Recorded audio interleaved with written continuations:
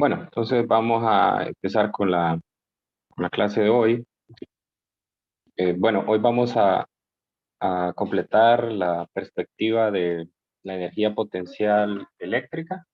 Ayer estuvimos viendo el caso de cuándo o cómo calcular el trabajo necesario para mover una partícula de un punto a otro a través de la fuerza eléctrica. Vimos dos casos, el caso cuando el campo era uniforme y la otra cuando el campo era debido a una carga puntual. Entonces hoy, hoy vamos a generalizar eso viendo una distribución de cargas. O sea, cuando tenemos más de dos cargas y cómo calcular la energía, siempre lo vamos a hacer desde la perspectiva del trabajo, porque esa es la fundamentación para eso. Y vamos a aplicar también el principio de conservación de energía para resolver un problema por ahí. Ok, compartir pantalla.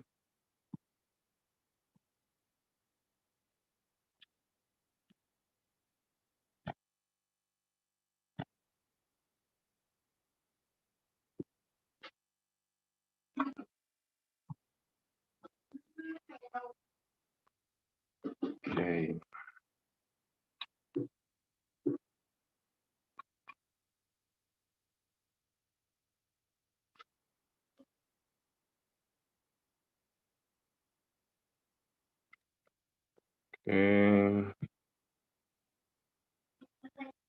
Hoy es el 7 de abril de 2020. Okay, les confirmo además que mañana vamos a tener clase normal. No, no vamos a hacer actividad grupal porque estoy una clase atrasado de lo que debería de ir con la planificación. Entonces quiero ponerme al día mañana para no, desafortunadamente no tenemos tanto tiempo después de la Semana Santa porque después de la Semana Santa el lunes es, es feriado, ¿no? Es feriado, entonces solo vamos a tener 4 clases esa semana y no quiero venir después de la Semana Santa a bombardearlos con todo, sino que seguir el curso tranquilo de la clase. Entonces sí les voy a pedir, yo sé que ya algunos ya están en modo Semana Santa y ya no quieren recibir clase, pero sí les voy a pedir que hagamos el esfuerzo de conectarnos mañana. Bueno, entonces les comentaba que hoy vamos a hacer el cálculo de la energía potencial cuando tenemos varias cargas puntuales. Energía potencial para varias cargas.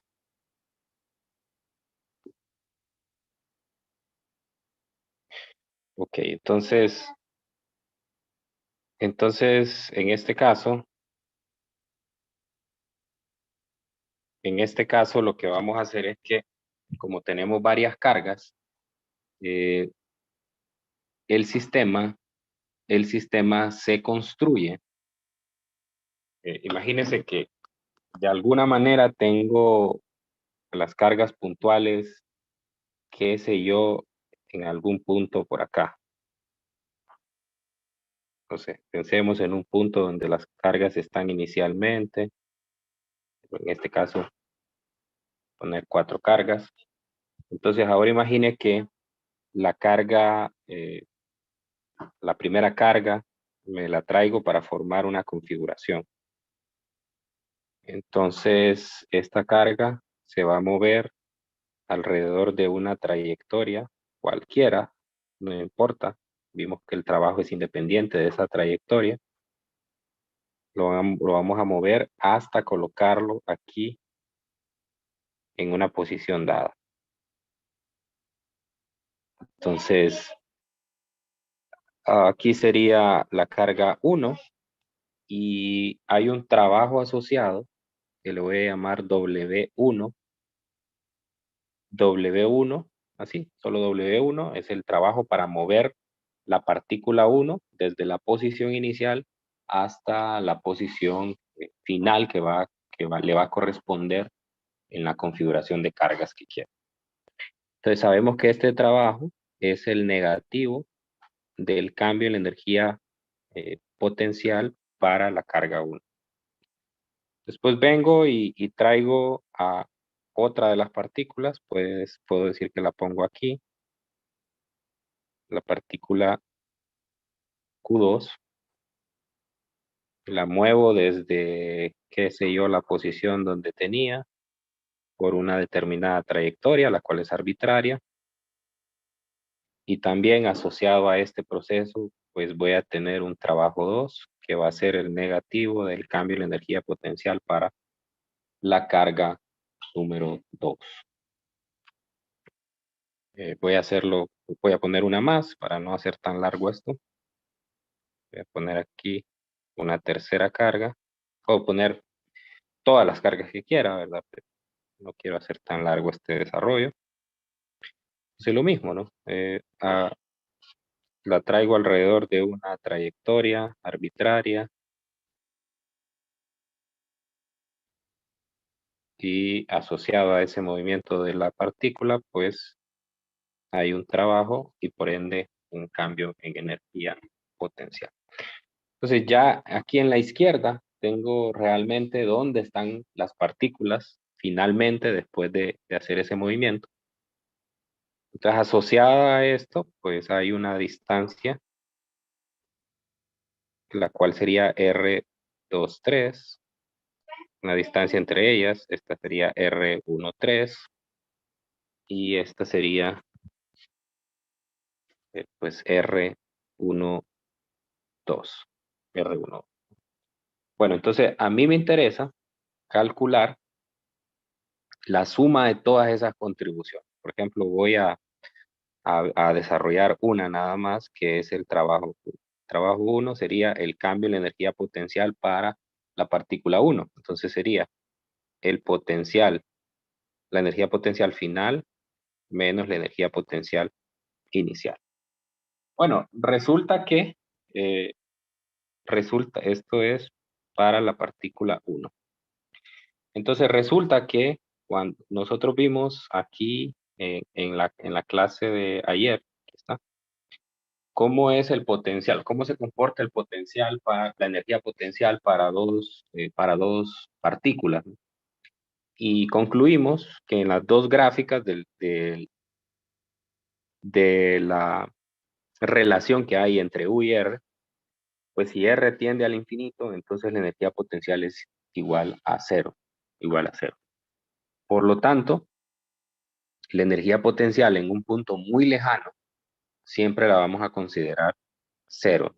Se dice que cuando la partícula se mueve desde el infinito, entonces R tiende a infinito aquí, eso es cero. Por lo tanto, el trabajo solo va a ser igual al negativo de la energía final. Lo mismo va a pasar con el U2, el negativo de la energía potencial para la carga 2, y lo mismo para la 3, U final 3, y así sucesivamente. De tal manera que el trabajo que debe de realizar un agente externo sería para formar la configuración,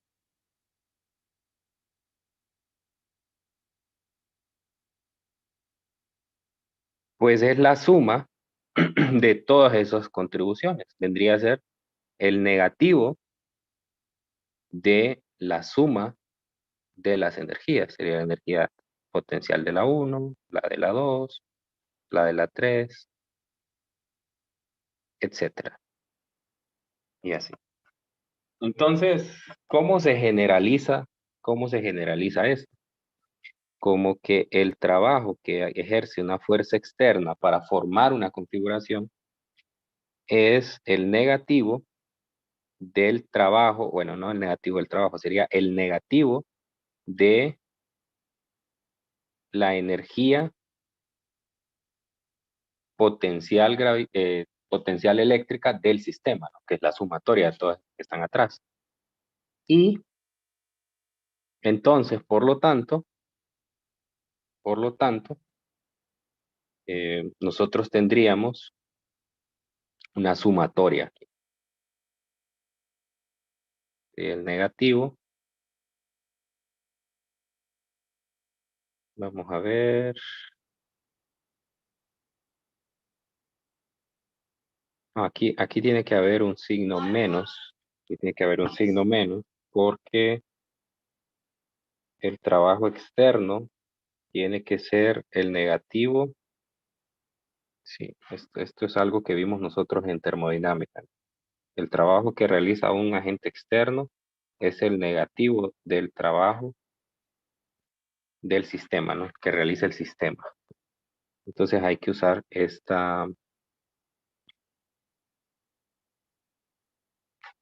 hecho y por lo tanto, entonces, esta ecuación la voy a reescribir mejor, más compacta. Sería nada más el trabajo que realiza un agente externo es igual al U del sistema y esto es igual a una sumatoria. La sumatoria de la constante eléctrica por la carga I, por la carga J, R y J. R y J. Porque recuerde que la energía potencial asociada a cada partícula tiene que ver con la interacción que tiene con otra, ¿no? Y hay una condicionante en esta sumatoria, y es que para que sean parte de esa sumatoria, deben cumplir con la condición de que el subíndice de la primera carga sea menor que el subíndice. Entonces, no van en la sumatoria. Entonces aquí no van términos donde I sea igual que J o que I sea mayor que J. Entonces, bueno, cómo puedo ver eso, no? Vamos a poner un ejemplo aquí de cargas. Un ejemplo, ¿no? Imagine que las cargas están representadas por 1, 2, 3, 4, 5, así en general, sucesivamente. Entonces, si I vale 1 y J vale 1, entonces I no es menor que J. Entonces, por ejemplo, no va en la sumatoria el término que sería Q1, 1, R1, 1. O sea, es decir, eso sería como una especie de autoenergía. Es la energía asociada a la carga a sí misma, ¿no? Entonces, esos términos no van, no van. ¿Qué otro término no va? Por ejemplo, si I vale 3 y J vale 1. Entonces eso haría que no se cumpla tampoco que I sea menor que J, porque 3 no es menor que 1. Entonces, por ejemplo, no va el término Q31, R31. Sin embargo, el opuesto de este sí va. O sea que sí va en el cual I vale 1 y J vale 3, porque ahí sí se cumple. O sea, lo que me evita, aquí estoy poniendo dos ejemplos de lo que me evita la sumatoria, es que vayan términos repetidos y que vayan autoenergías. Así es, eso es lo que me dice la sumatoria. No pueden ir ni términos repetidos ni autoenergías. Para poner, para dejar, perdón, para dejar un poco claro esto, vamos a hacer un ejercicio. Sube, por favor. Voy, ya lo pongo.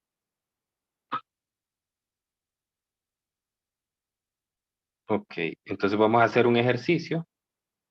Hasta ahí, ¿saben? Sí.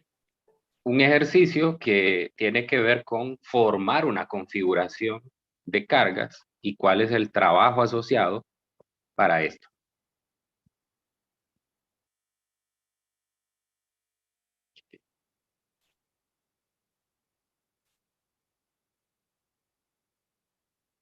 Muy bien, entonces me dice, el problema, este es el problema 30.2 del RESNI. Me dice, obtengo una expresión para el trabajo requerido por un agente externo para juntar 4 cargas como se indica en la figura 25. Cada lado del cuadrado tiene una longitud. O sea, básicamente solo hay 2 datos. La longitud del cuadrado y la carga. Nada más eso. No tenemos otro dato. Bueno, entonces, según la ecuación que tengo en la parte de arriba, ese trabajo que debe hacer un agente externo es igual a la energía total del sistema que está dada por esa sumatoria. Entonces, repito, en esa sumatoria no van los términos de autoenergía y no van los términos repetidos. De manera que si tengo términos, porque, por ejemplo, si yo pongo Q3 por Q1 entre R31, eso es lo mismo que ponga Q1 por Q3 entre R13. Es lo mismo, ¿no? Porque es lo mismo multiplicar Q1 por Q3 que Q3 por Q1, ¿no? Porque recuerde que las cargas son escalares. Y el vector también es lo mismo la distancia 1, 3 que la distancia 3, 1. Entonces, lo que evita ahí la sumatoria es que ponga términos repetidos. Bueno, entonces, vamos a calcular eso. Lo primero será identificar las cargas. A esta le voy a llamar la carga 1, la de la esquina superior izquierda. A esta le voy a llamar la 2. A esta la 3. Y a esta la 4. El orden es indiferente. Entonces, aquí tengo distancias asociadas entre, como ven en la sumatoria, aparecen los R y J, así que tengo que tener todas las distancias entre cargas que hay. Aquí tendría la distancia 1, 2, y es igual al lado, a uno de los lados del cuadrado, que es A.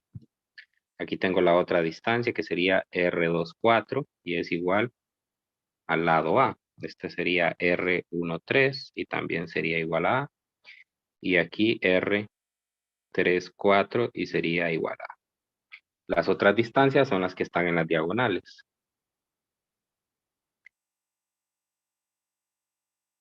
¿Ok? Entonces, en la diagonal se me forma un triángulo. Un triángulo donde aquí este lado es A, y este lado es A, y este es R. Entonces, ese sería A cuadrado más A cuadrado, lo que es igual a raíz de 2 por A. Entonces, quiere decir que R2, 3 es igual a raíz de 2 por A. Y que R1, 4 también es raíz de 2 por A. ¿Okay? Ahí tengo todas las distancias, tengo las cargas, ahora ya puedo ponerme a hacer la sumatoria, ¿no? Bueno, la sumatoria me dice que U del sistema es igual a U del sistema, pues es igual a, puedo sacar la constante eléctrica y luego la sumatoria desde I, bueno, no desde I, mientras que I se mantenga menor que J, de QI, QJ. Ok, entonces vamos a ver si ustedes han captado la idea de esto. ¿Cuáles términos creen que deben ir en esta sumatoria para que se mantenga la condición de que I sea igual a menor que J?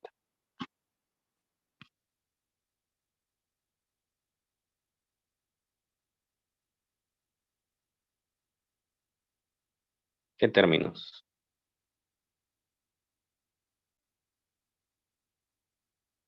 1, 3. Vamos en orden, vamos en orden. ¿Cuáles son los más pequeños? 1, 2. 1, 2. 1, 2. Sí, porque si no los hacemos en orden después Se nos puede escapar uno ahí. Este es correcto porque I es 1 y J es igual a 2. I es menor que J. Estamos bien. ¿Cuál sería el siguiente?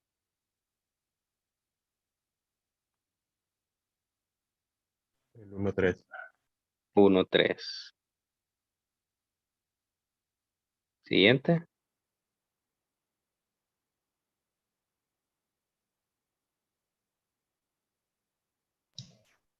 1, 4. 1, 4, correcto. Ahora voy con la carga 2. Para la carga 2, ¿cuáles irían?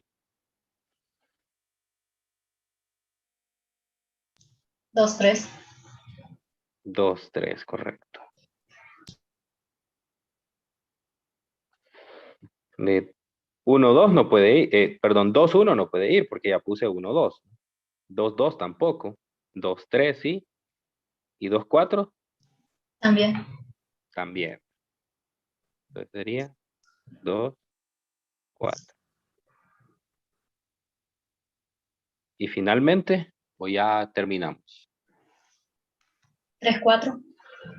3, 4. Y luego, pues ya no. Creo que ya no. Ya está Ya no, ahí. ¿verdad? Ya no hay más, ¿verdad? Ya no hay más. Esos son todos. Entonces, usted agarre carga por carga, ¿verdad? Entonces empieza 1, 2, 1, 3, 1, 4. Todos esos ya entran. Después va con la 2. Sería 2, 1. Ese no va porque ya puso 1, 2. Es decir, no van los repetidos, los opuestos, por decirlo así. Porque los opuestos son idénticos. Entonces, el 2, 1 no va, el 2, 2 tampoco, porque no van autoenergías. El 2, 3 sí, el 2, 4 también. Ahora me voy con la 3. Tendría 3, 1, no va porque ya puse 1, 3. 3, 2 no va porque ya puse 2, 3. 3, 3 tampoco. 3, 4 sí. Ahora me voy con la última carga, que es 4. 4, 1 no puede ir porque ya puse el 1, 4. 4, 2 tampoco porque ya puse el 2, 4. 4, 3 tampoco porque ya puse el 3, 4. Y el 4, 4 no puede ir. O sea, ahí ya están todos. Bien, entonces recordemos todas las cosas que pusimos arriba. Vemos que la carga 1 es igual a la carga 4. Y estas son positivo Q. Y la carga 2 es igual que la carga 3 y es negativo Q. Y los R's, el R1, 2 es igual a el R1, 3 y es igual al R3, 4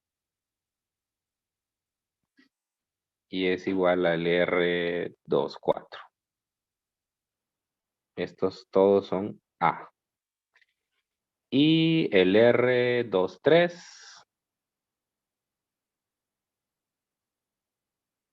R2, 3 es igual al R1, 4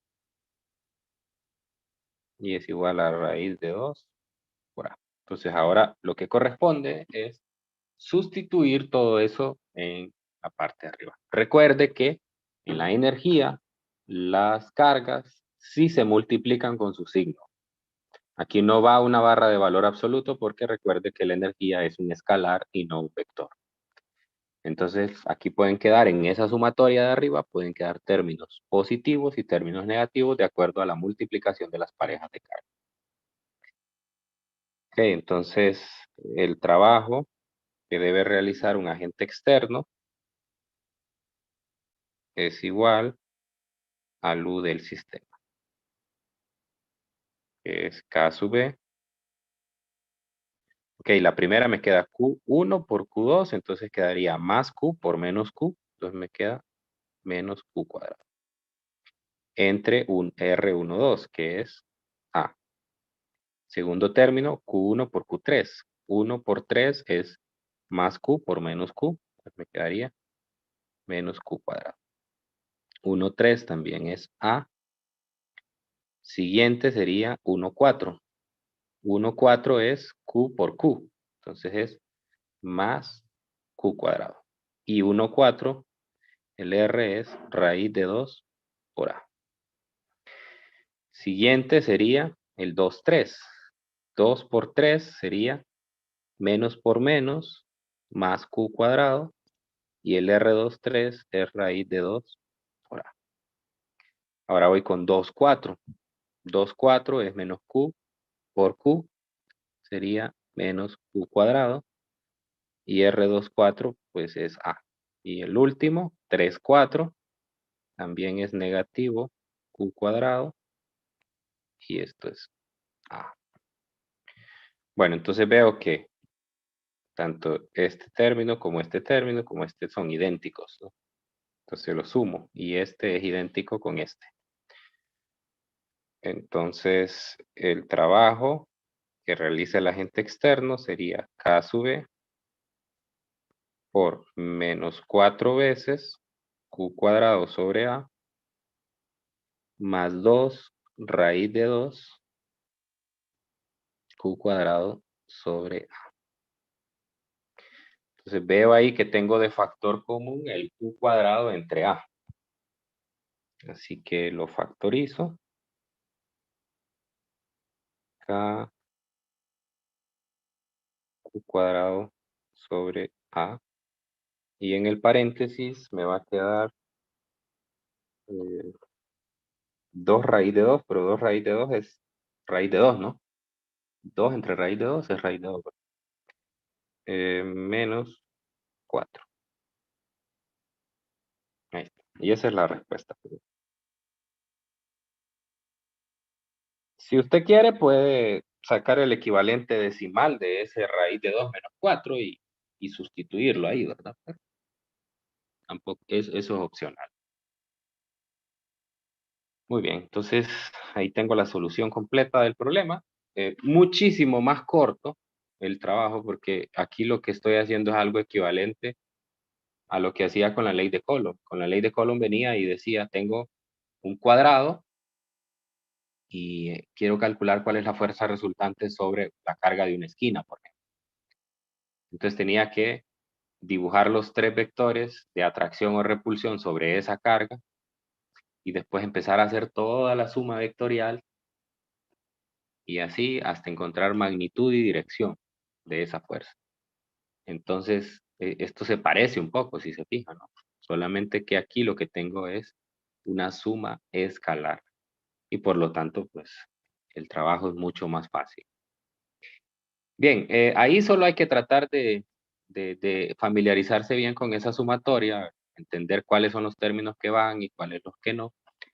Si a alguien no le quedó completamente claro, yo lo que le recomiendo es que se ponga a poner todos los términos, o sea, ponga todas las combinaciones posibles. Le van a salir muchos, pero ahí se va a dar cuenta de que se van a cancelar muchísimos de esos términos y finalmente solo van a quedar estos 6 que nosotros pusimos aquí ya en la solución. Bueno, no sé si hay alguna pregunta con este ejercicio. No, Liz. Ok.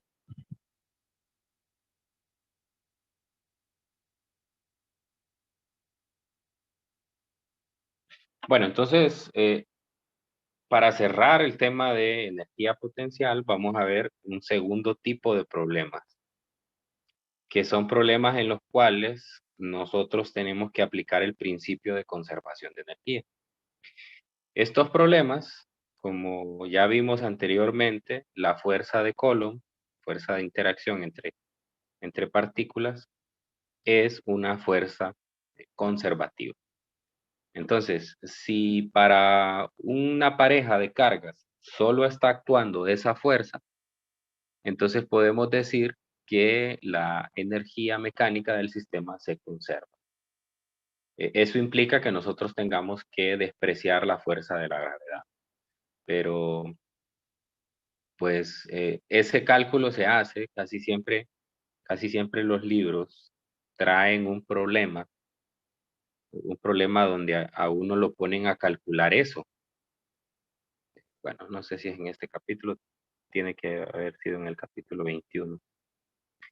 Siempre hay un problema donde a usted lo ponen a que determine qué tan grande es la fuerza electrostática versus, la gravedad. Vamos a ver si lo encuentro por aquí.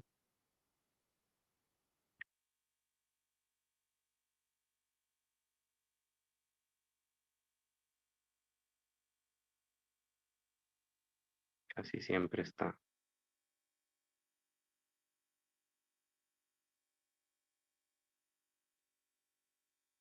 Mm, Creo que es este, ¿no? Exactamente qué tan intensa es la fuerza eléctrica. Sí, este es. Ajá. Suponga que usted tiene dos cajas pequeñas de 1 gramo de protones en cada una. Si un astronauta colocara cada una de esas cajas en la Luna y la otra se quedara en la Tierra.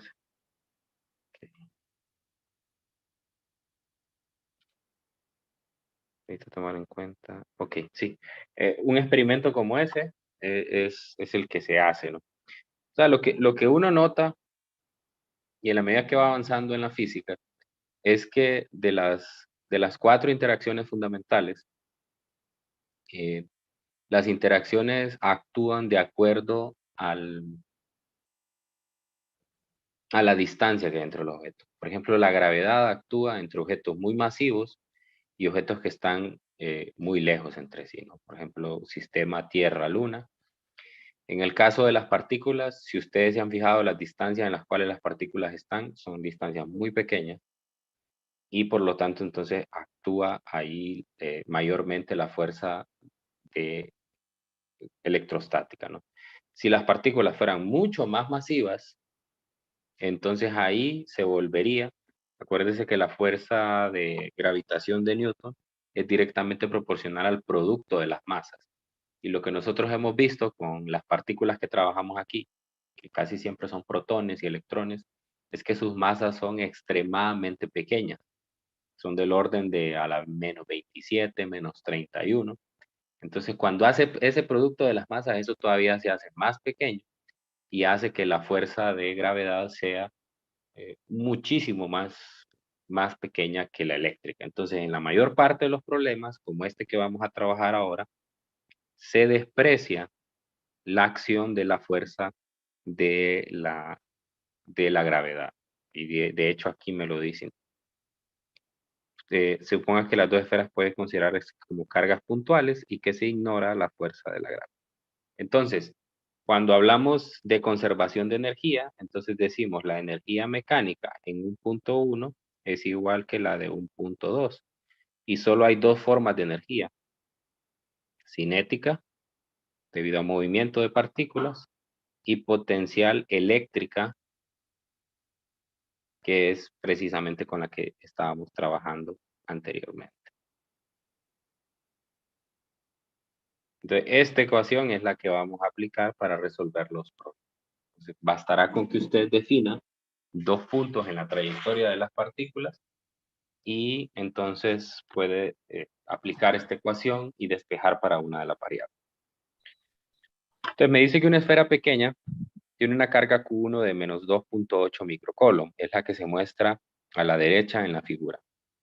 Se mantiene en posición estacionaria por medio de soportes aislados o aislantes. Ok, una segunda esfera metálica pequeña en carga Q2 menos 7.8 microcoulomb y masa de 1.50 es proyectada hacia Q. Entonces, vea que ambas cargas son negativas. Como ambas cargas son negativas, entre ellas actúa una fuerza Celso. ¿Será que puede apagar su micrófono, por favor? Que se escucha de fondo. Gracias. Sí, disculpa. Ok. Entonces, como ambas partículas son negativas, en la medida que se van acercando una con la otra, la fuerza de repulsión se va haciendo cada vez más grande. Acuérdese que la fuerza de repulsión es inversamente proporcional al R al cuadrado. Entonces, cada vez que se va acercando, la fuerza de repulsión es más fuerte. Entonces, por lo tanto, esa partícula que se viene moviendo hacia la otra va a ir perdiendo velocidad. O sea, se le lanza con una velocidad, pero esa velocidad se va haciendo cada vez más pequeña porque actúa algo similar a la fricción, ¿verdad? Que empieza a frenarla y eventualmente se detiene y cambia la dirección de su movimiento debido a que la repulsión va en la dirección opuesta. O sea, es decir, si yo dibujo aquí, hay un vector de fuerza eléctrica que se opone al movimiento de la partícula.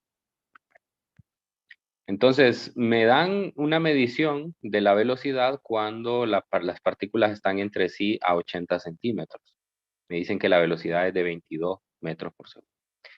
Y luego me dice que calcule en el inciso A cuál es la rapidez cuando están a la mitad de esa distancia. Obviamente que va a ser una velocidad más pequeña porque la fuerza de repulsión va a ser más intensa en la medida que me voy acercando a la otra carga. Entonces, vamos a ver, el inciso A implica que hagamos una figura donde aquí se va a encontrar la primera carga, bueno, la segunda, así se le denota aquí, la cual tiene una velocidad que le voy a llamar velocidad 1 y es de 22 metros por segundo. Y más adelante se va a encontrar en una posición donde va a tener una velocidad más pequeña, así que lo indico con un vector más pequeño. Permítanme. Una velocidad más pequeña, que sería v2. Y eso es igual a un valor desconocido. Eso es lo que ando buscando, ¿no? Y por aquí tengo a la partícula que está estacionaria. Entonces, en la primera posición, que es todo esta de aquí, que le llamo R1, va a ser 0.800 metros. Y en la segunda posición va a ser 0.400 metros. Okay. Bueno, denme un momento, ya voy.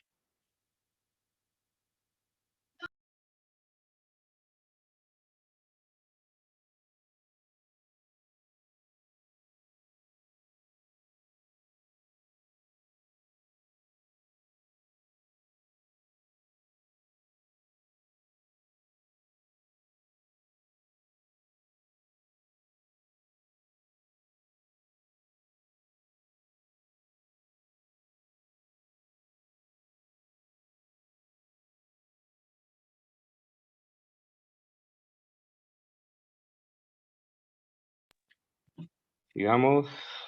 Entonces, esa es la configuración que tengo. Y entonces, para esa configuración tengo dos puntos. O sea, a este punto le he llamado el punto 1, o llamémosle inicial, mejor, y este final. Entonces quiere decir que en esos puntos la energía mecánica se conserva. Por lo tanto, voy a tener un medio de la masa de la partícula 2, la masa de aquí mejor, en lugar de poner 1 y 2, vamos a poner inicial y final. Creo que así nos confundimos menos. Y esta sería Q1. Entonces, tanto en el punto inicial como en el punto final, la única partícula que tiene movimiento es la 2. Entonces, solo hay energía cinética para la 2. Entonces, aquí iría un medio de la masa de la partícula 2 por la velocidad inicial al cuadrado. Sin embargo, hay energía potencial eléctrica tanto al inicio como al final, porque hay una distancia asociada con ellas y ambas están cargadas. Entonces aquí tendría un K sub E por la carga 1, la carga 2, entre la separación que hay en el punto inicial, igual a 1/2 de la masa de la partícula 2 por la velocidad final, que es lo que ando buscando, más la constante eléctrica, Q1, Q2, entre la separación final que hay entre ellos. Entonces, mi incógnita es la velocidad final 2. La velocidad final 2, puedo despejarla de aquí, separando términos. Haría 1/2, masa 2, velocidad final 2, igual a todo esto.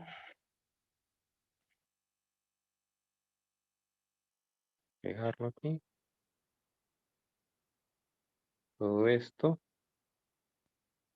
menos K sub E, Q1, Q2, R final. Bueno, entonces aquí, si se fijan en los últimos dos términos, los puedo factorizar. Y lo puedo escribir como K sub E por Q1, Q2, 1 sobre RI menos 1 sobre RF. Y puedo pasar a multiplicar o a dividir más bien el 1/2 de la masa 2. Y finalmente entonces me quedaría que la velocidad final al cuadrado es, si paso a multiplicar o a dividir cada uno de los términos, a cada uno de los términos del lado derecho, el 1/2 de M2, en el primero se van a cancelar y solo me va a quedar la velocidad inicial al cuadrado. Y en el segundo me quedaría 2 veces la constante eléctrica por la carga 1 por la carga 2 entre la masa 2, 1 sobre R inicial, 1 sobre R final. Y saco raíz cuadrada a ambos lados. Entonces, finalmente, sustituyendo, me va a quedar 22 metros por segundo al cuadrado.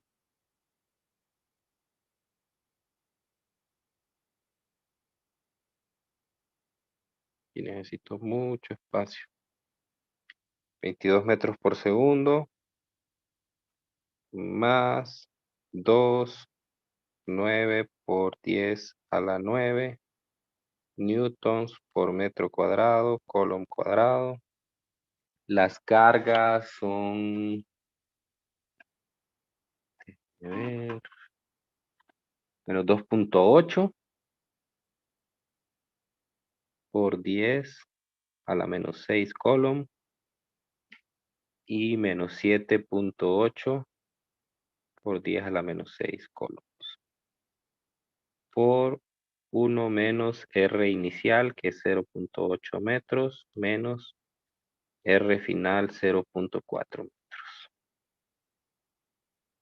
Dividido entre la masa 2. La masa de la partícula 2 es 1.5 gramos. O sea, 1.50 por 10 a la menos 3 kilogramos. Y la raíz cuadrada de todo esto. Ok, a mí esa velocidad final, a ver si me confirman, me da 12.52 metros por segundo.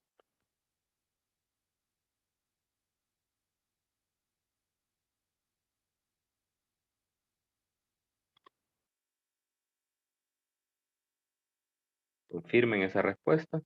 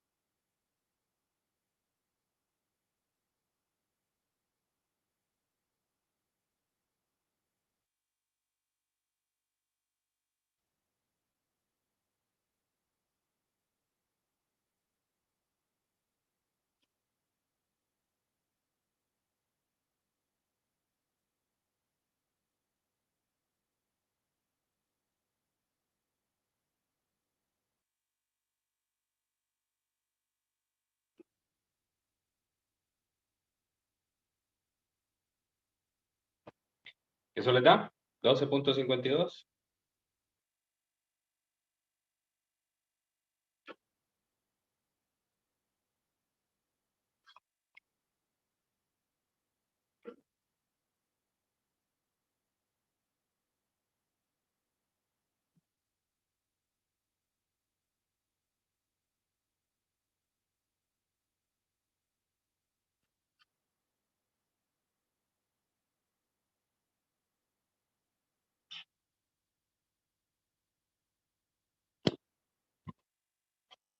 Solo dos encienden la cámara en esta clase. Solo Eric y Javiari. Yo tengo problemas con la cámara, Lick, por eso no puedo encenderla. Ok.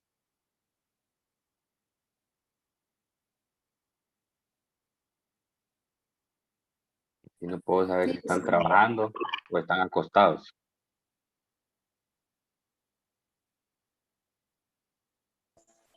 A mí me da 12.51, me da Lick. A mí Ok. también. Bueno, estamos bien. Bueno, vamos con el inciso B. Aquí nos vamos a ahorrar bastante trabajo porque ya hicimos todo esto aquí. ¿Qué pasa en el inciso B? Me piden qué tan cerca puede llegar Q1 de Q2. Recuerde que hay una fuerza de repulsión. De hecho, la voy a dibujar aquí con otro color. Y lo que me denota esto es que aquí hay una fuerza de repulsión que sería F, una F eléctrica. Y la fuerza de repulsión en el punto final es aún más grande. Lo pongo con una flecha más larga, denotando que entre más cerca estoy, más grande se vuelve la repulsión. Y eventualmente lo que van a observar es que el vector, fíjese, el vector de velocidad se va haciendo cada vez más pequeño hasta que eventualmente desaparece. Y en ese punto, la repulsión es máxima y la partícula se va a mover hacia la otra dirección. Entonces lo que me pregunta es, ¿qué tan cerca de Q1 llega Q2? Para eso, voy a copiar toda esta figura porque es básicamente lo mismo, lo voy a cambiar un par de cosas.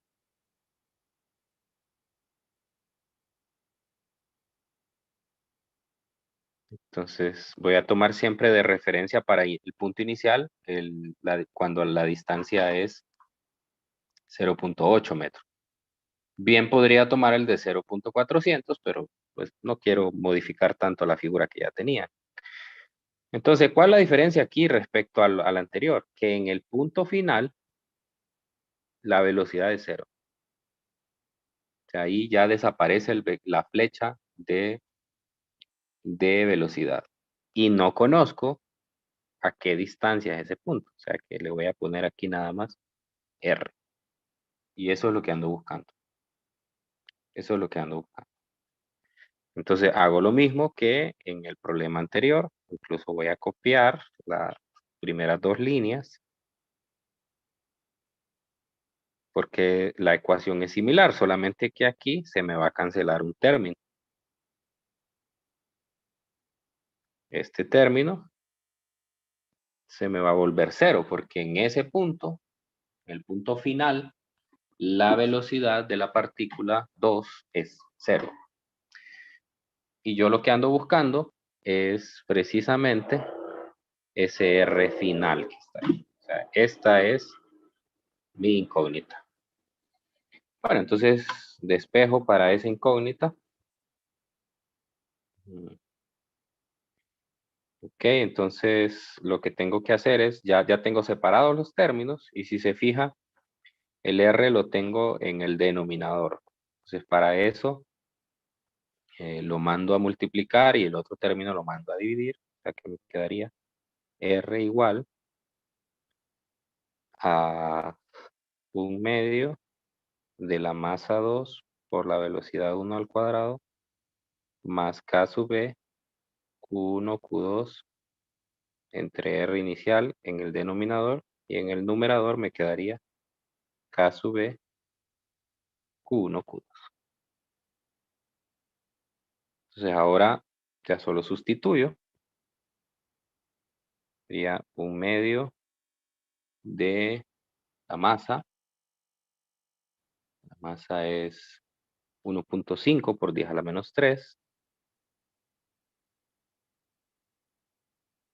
Y logramos la velocidad, 22 metros por segundo, más 9 por 10 a la 9 newtons metro cuadrado coulomb cuadrado. Las cargas era menos 2.8. No olvide los signos aquí. No olvide los signos. Aquí los signos no se omiten. Bueno, de hecho en el anterior tampoco, solamente que cuando ya sustituíamos en las magnitudes, ya no los colocábamos. Entre el R inicial es 0.800 metros. Todo esto es el denominador. Y el numerador, 9 por 10 a la 9 newtons metro cuadrado, coulomb cuadrado. 2.8 por 10 a la menos 6. Y menos 7.8 por 10 a la menos 6. Ahí está. Bueno, y eso a mí me da 0.323. Entonces, confirmen.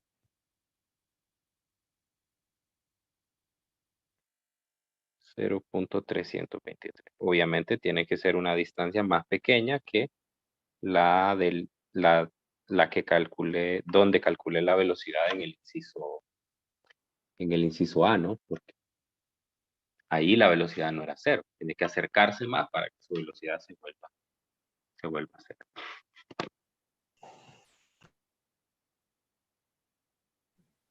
Licenciado, ¿por qué en el denominador el Q sub 2 está elevado a la menos 3?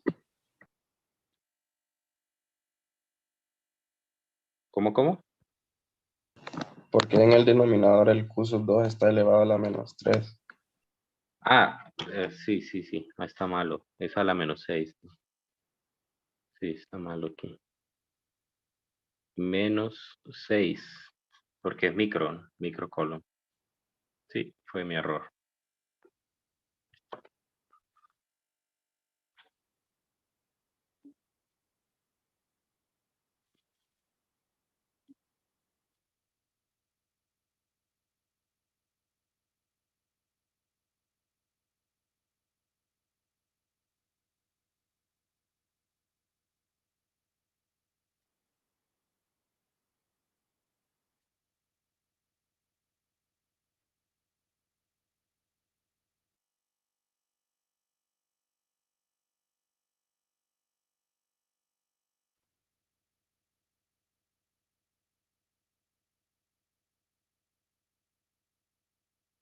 Confirmo, Lick.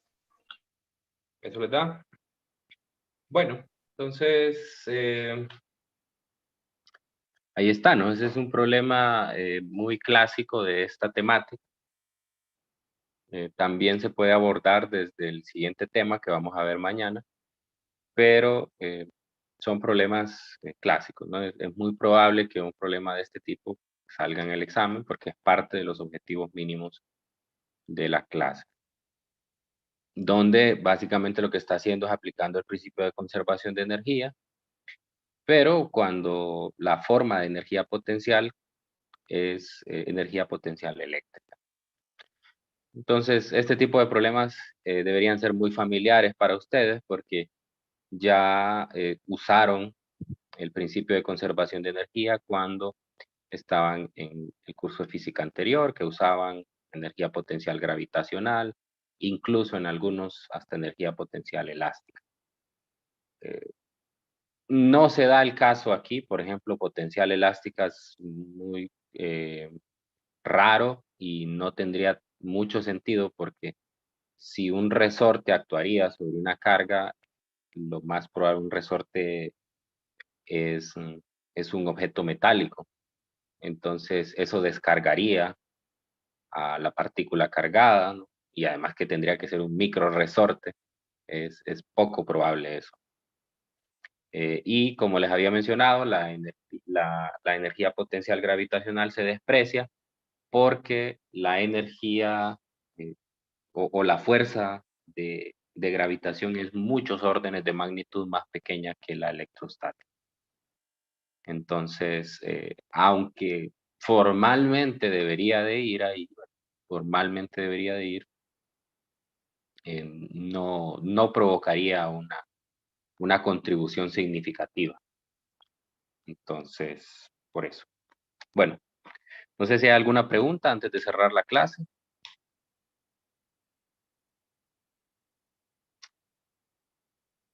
Bueno, entonces nos vemos mañana.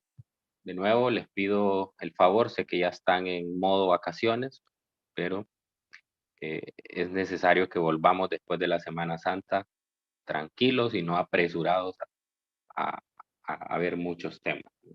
Vamos a tener un receso bastante grande toda la Semana Santa y el lunes después de Semana Santa, entonces va a haber tiempo para descansar. Entonces, nos vemos mañana y que tengan un feliz día. Cuídense mucho. Bueno, Muchas gracias, gracias, Lee. licenciado. Gracias, Hasta luego, Lico. licenciado.